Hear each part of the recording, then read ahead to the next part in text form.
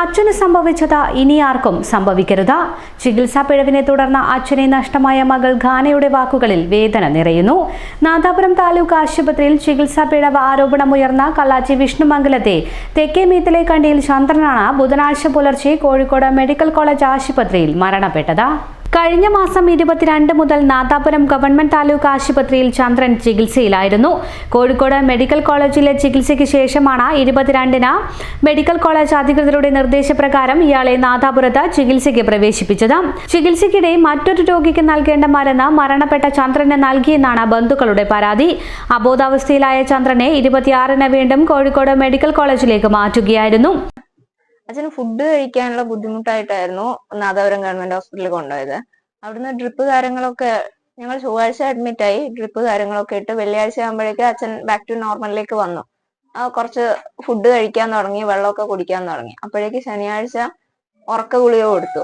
ഉറക്ക ഗുളിക കൊടുത്തതിന് ശേഷം പിന്നീട് എണീറ്റിട്ടില്ല. പിന്നീട് അത് 3 ദിവസം കണ്ടിന്യൂസ് ആയിട്ട് തന്നെ ഉറക്കായിരുന്നു. അതിനുശേഷം അപ്പൊ ഞാൻ സിസ്റ്ററോട് ചോദിച്ചു, ഇത് എന്തിന്റെ ടാബ്ലറ്റ് ആണെന്ന് ചോദിച്ചപ്പോ പറഞ്ഞു ഉറക്ക ഗുളിക എന്ന് പറഞ്ഞു. അപ്പൊ ഞാൻ ചോദിച്ചു, അതെന്തിനാ ഉറക്ക ഗുളിക കൊടുത്തത്? ഉറക്ക ഗുളികന്റെ ഇഷ്യൂ ഉണ്ടായിരുന്നു, ഉറക്കിന്റെ ഇഷ്യൂ ഉണ്ടായിരുന്നില്ലല്ലോ, എന്തിനാ കൊടുത്തതെന്ന് ചോദിച്ചു. അപ്പൊ അവര് പറഞ്ഞു എഴുതിയ ഡോക്ടർ വരട്ടെ എന്ന് ചോദിച്ചു. അപ്പൊ റൗണ്ട്സിന് വരുന്ന ഡോക്ടറെ അടുത്ത് ഞാൻ ചോദിച്ചിട്ടുണ്ടായിരുന്നു ഇത് എന്തിനാ എഴുതിയെന്നുള്ളത്. അപ്പൊ അവരും പറഞ്ഞു എഴുതിയ ഡോക്ടർ വരട്ടെ. പിന്നീട് എഴുതിയ ഡോക്ടർ വരുന്നത് ചൊവ്വാഴ്ചയാണ്.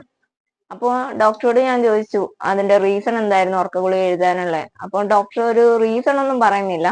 അപ്പൊ ഞാൻ അങ്ങോട്ട് ചോദിച്ചു, അപ്പുറത്തെ ബെഡിലും സെയിം നെയിമുള്ള പേഷ്യന്റ് തന്നെയാണ്. അപ്പൊ ഞാൻ ചോദിച്ചു അവർക്ക് എഴുതാനുള്ള മരുന്ന് മാറിയിട്ട് എഴുതിയതാണോ എന്നുള്ളത് ചോദിച്ചു.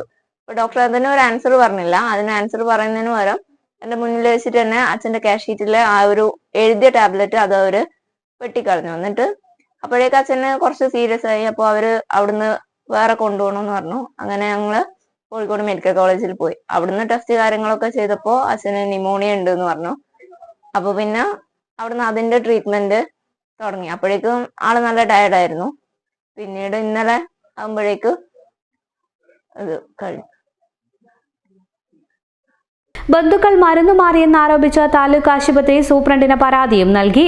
ഇതിനിടയിലാണ് ചന്ദ്രൻ ജൂലൈ 1-ന് പുലർച്ചെ മരണപ്പെടുന്നത്. കുറ്റക്കാർക്കെതിരെ നടപടി സ്വീകരിക്കണമെന്നും കുടുംബത്തിന് അർഹമായ നഷ്ടപരിഹാരം നൽകണമെന്നും CPM ലോക്കൽ കമ്മിറ്റി നേതാവ് KP കുമാരൻ ആവശ്യപ്പെട്ടു. കഴിഞ്ഞ ദിവസം ആശുപത്രിയിലേക്ക് DYFI പ്രതിഷേധവും ഉണ്ടായിരുന്നു. ഗുരുതരമായ ചികിത്സാ പിഴവ് മൂലമാണ് നാദാപുരം താലൂക്ക് ആശുപത്രിയിൽ നിന്നും ഒരു ജീവൻ നഷ്ടപ്പെടാനിടയായത്. ഇത് നാദാപുരം താലൂക്ക് ആശുപത്രിയിലെ അവസാനത്തെ സംഭവമായി മാറണം. അതിന് സർക്കാരും ആരോഗ്യവകുപ്പും ശക്തമായ നടപടി സ്വീകരിക്കണം. അതുപോലെ തന്നെ നിരാലംബരായ ആ കുടുംബത്തെ സഹായിക്കാൻ വേണ്ടി സർക്കാർ തയ്യാറാണ്.